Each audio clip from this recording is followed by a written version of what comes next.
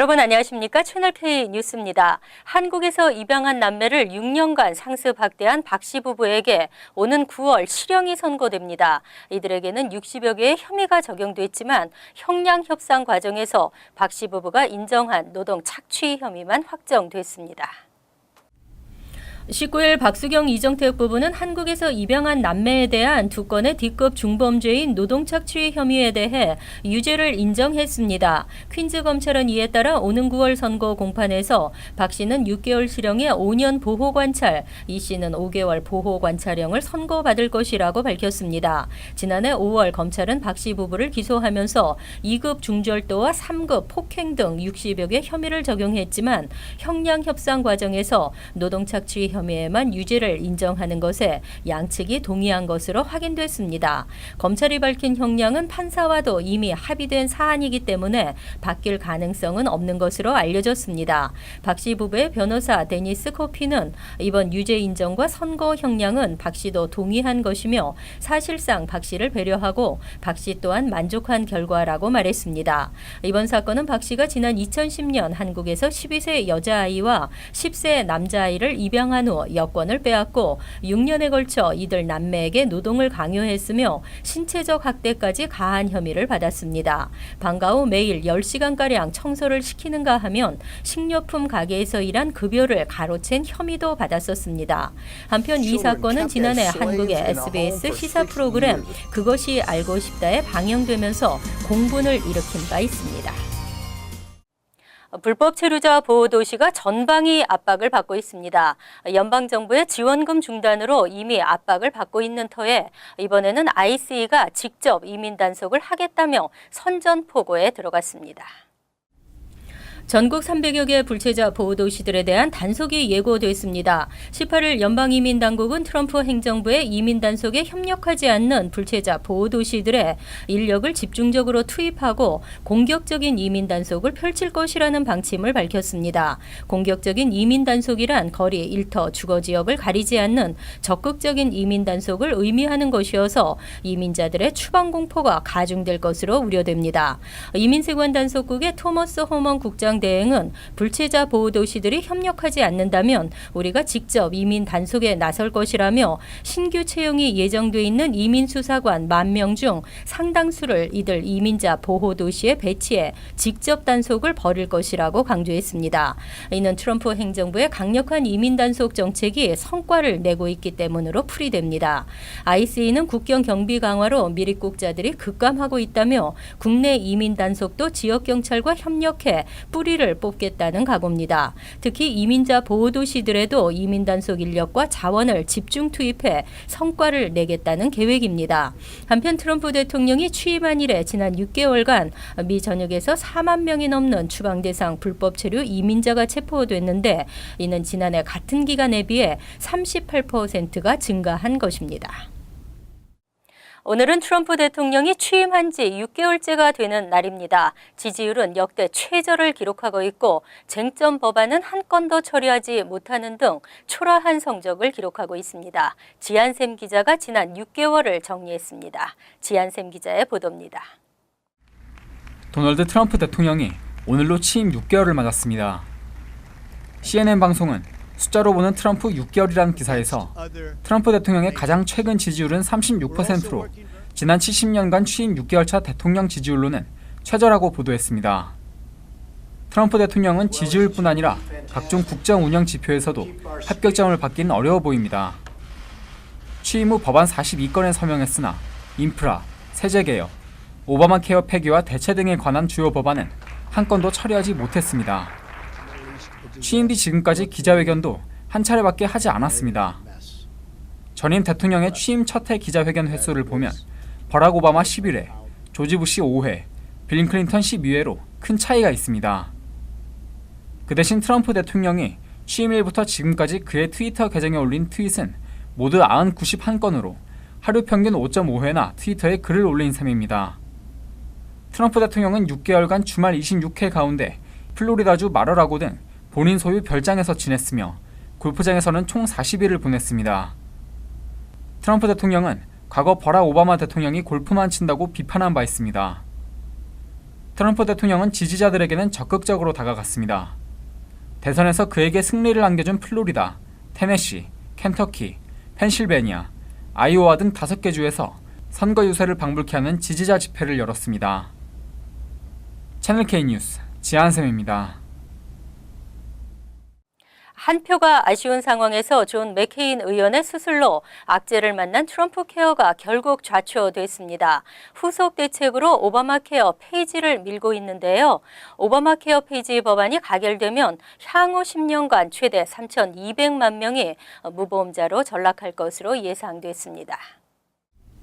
공화당 지도부는 다음 주 오바마 케어 폐지 법안을 표결에 붙인다는 방침입니다. 미치 매코넬 의원은 오바마 케어를 2년 뒤에 완전히 폐지하는 내용의 법안을 먼저 통과시킨 뒤 그동안 대체 법안을 논의하겠다는 뜻을 밝혔습니다. 하지만 이것도 일부 공화당 의원들이 반대하고 있는 상황입니다. 오바마 케어 폐지 법안이 통과될 경우 2018년까지 1,700만 명, 2020년까지 2,700만 명이 무보험자로 전락할 수 있는 것으로 알려졌습니다. 더구나 2020년 메디케이드에 대한 지원이 사라지면 무보험자는 2026년 3,200만 명으로 늘어납니다. 현행 오바마 케어 의료보험 사각지대 규모가 2,800만 명으로 추산되는 것을 감안하면 무보험자는 총 6천만 명에 이를 것이라는 분석입니다. 아울러 오바마 케어가 폐지될 경우 사보험의 보험료는 현재보다 평균 25% 인상될 것으로 보입니다. 2026년 보험료는 2배 가까이 인상되지만 대신 연방정부의 예산 적자는 향후 10년간 4,730억 달러 절감됩니다.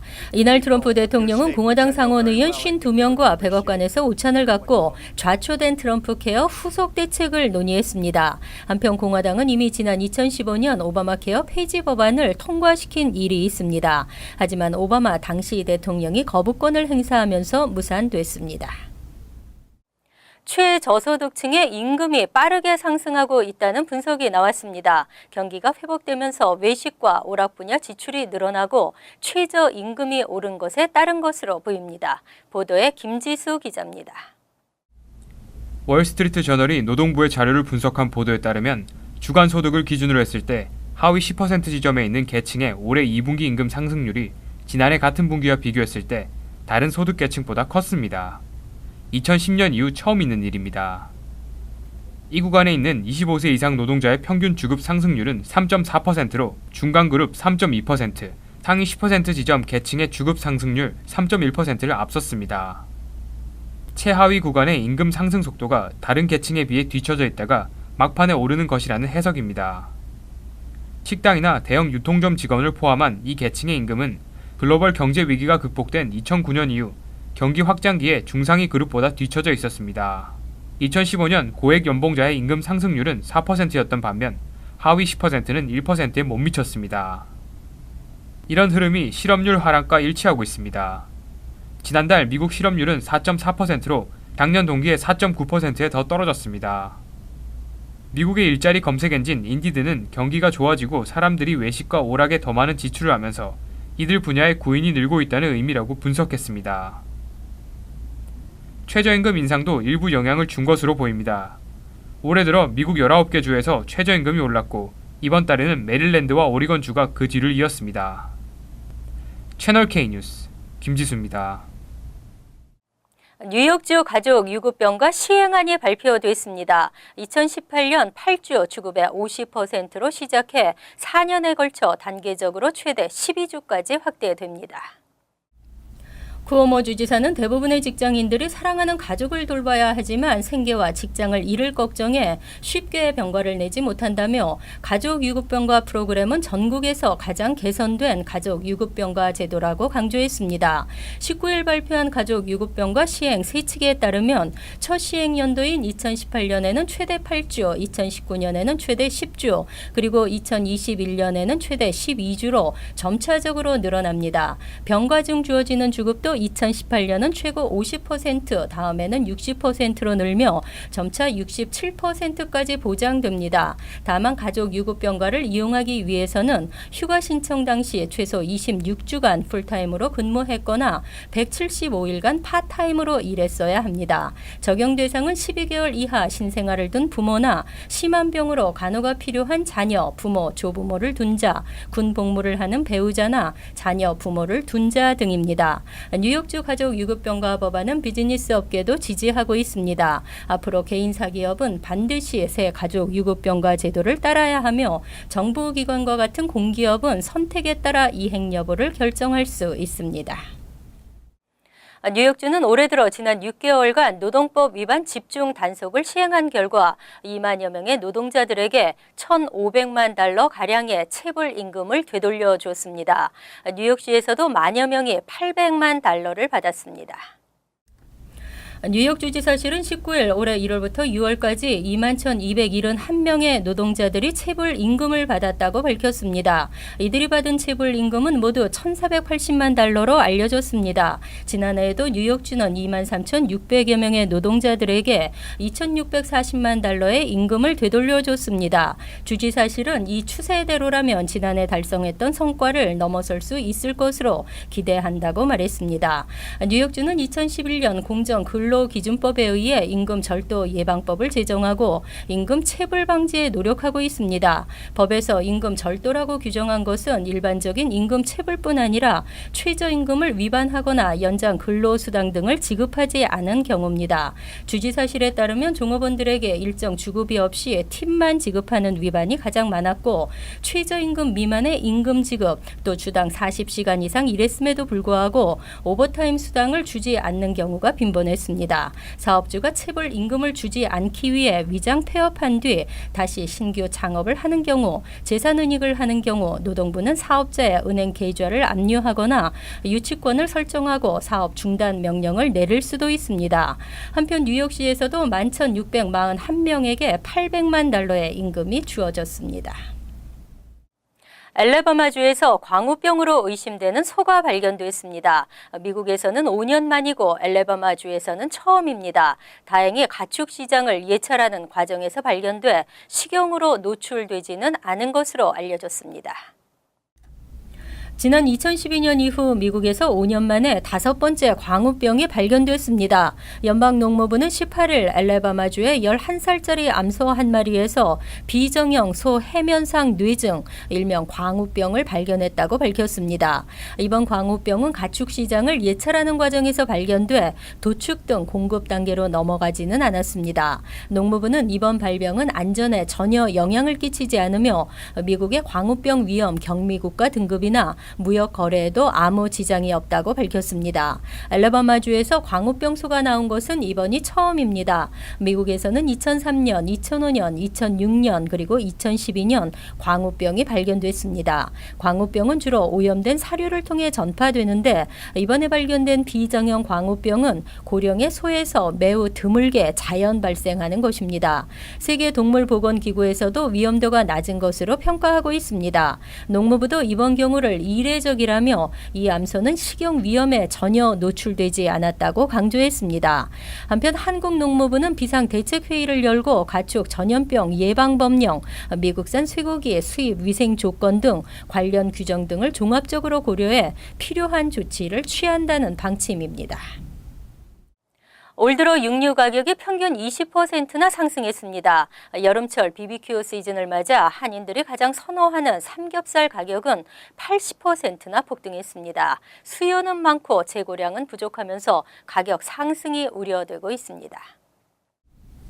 7월 초 삼겹살 도매 가격은 파운드당 2.10달러로 나타났습니다. 이는 농무부의 정규 가격 조사가 시작된 2013년 이후 가장 높은 수준으로 올해 들어 80%나 폭등한 것입니다. 삼겹살을 구입하려는 소비자 수는 2013에서 16년 사이 14% 이상 증가했는데 삼겹살 공급량은 부족하기 때문입니다. 지난 5월 31일 기준 냉동 삼겹살 재고량은 3,160만 파운드로 전년 대비 59% 20%나 줄어들었습니다. 이외 소고기와 닭고기의 도매가도 평균 20% 급등한 것으로 나타났습니다. 이처럼 육류 가격이 오르는 것은 중국 등으로의 수출이 늘고 전국적으로도 육류 소비가 증가하는 여름철을 맞아 냉동 재고량이 부족해지고 있기 때문입니다. 다만 도매 가격이 올랐다고 곧바로 소매 가격이 오르는 것은 아니어서 현재 삼겹살 소매가는 파운드당 8.99에서 9.99달러 수준입니다. 하지만 이러한 추세가 계속된다면 올 가을부터는 가격 상승으로 이어질 수도 있다는 전망입니다. 이어서 LA 지역 한인사회 소식입니다. 소셜 시큐리티 연금 제도가 자금난으로 17년 후에는 파산에 이를 것이라는 전망이 나왔습니다. 연방사회보장국은 2017 보고서를 통해 최근 미국민들의 소셜연금에 대한 의존율이 높아지면서 정부 재무 초과로 이어져 2028년에는 장애연금, 2034년에는 노인연금이 파산에 이를 것이라고 분석했습니다. 특히 당국은 최근 밀레니얼과 베이비붐 세대가 은퇴 후 유산 상속이나 정부 연금에 의존하려는 경향이 두드러지고 평균 은퇴 연령도 낮아지고 있다며 이에 따라 당국의 예산 부담이 가중되고 있다고 지적했습니다. 이에 대해 전문가들은 급여세 인상이나 뚜렷한 경제 성장을 이뤄내지 않는 한 소셜 연금 혜택을 줄이기 위한 당국 차원의 대책이 없을 경우 17년 후 미국의 연금 제도는 파산을 면치 못할 것으로 내다봤습니다. 한편 은퇴한 미국민들이 매달 받고 있는 소셜 연금액은 국민 1명당 평균 1,400달러인 것으로 조사됐습니다.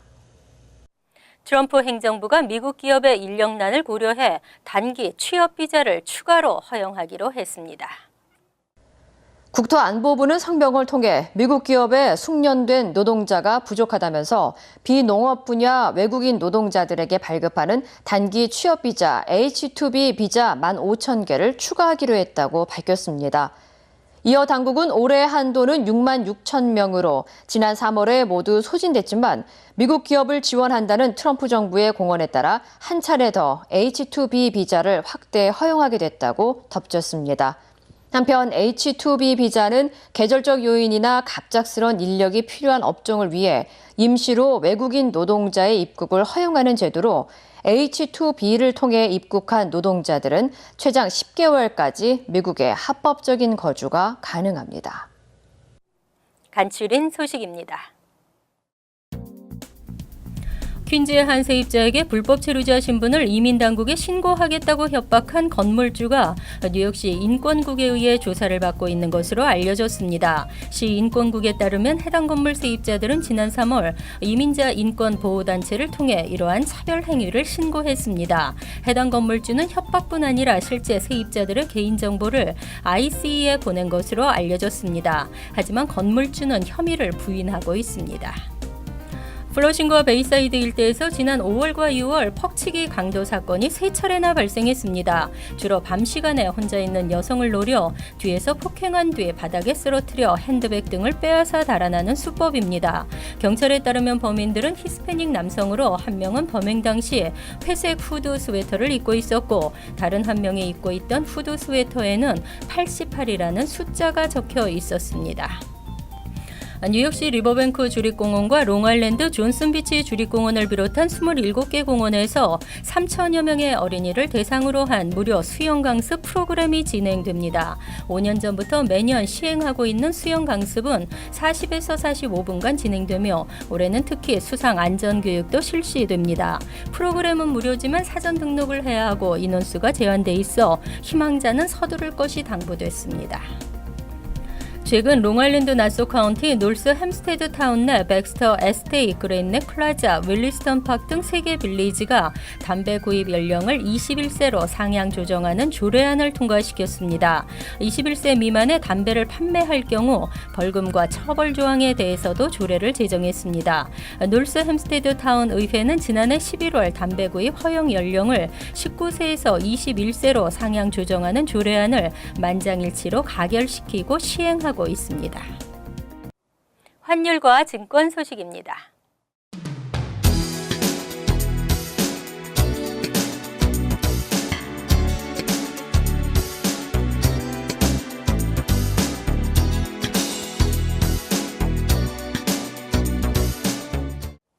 이어서 날씨입니다. 금요일은 찜통더위가 계속되는 가운데 대체로 맑겠지만 후덥지근하겠습니다. 낮 최고 기온은 90도, 섭씨 33도, 밤 최저 기온은 75도, 섭씨 24도로 예상됩니다. 토요일은 다소 기온이 내려가지만 역시 무더운 여름 날씨에 오후에는 번개가 치겠습니다. 일요일은 곳에 따라 천둥과 번개가 치면서 소나기가 내리겠습니다. 이상으로 채널K 뉴스를 마칩니다. 채널K와 함께 편안한 하루 되시기 바랍니다.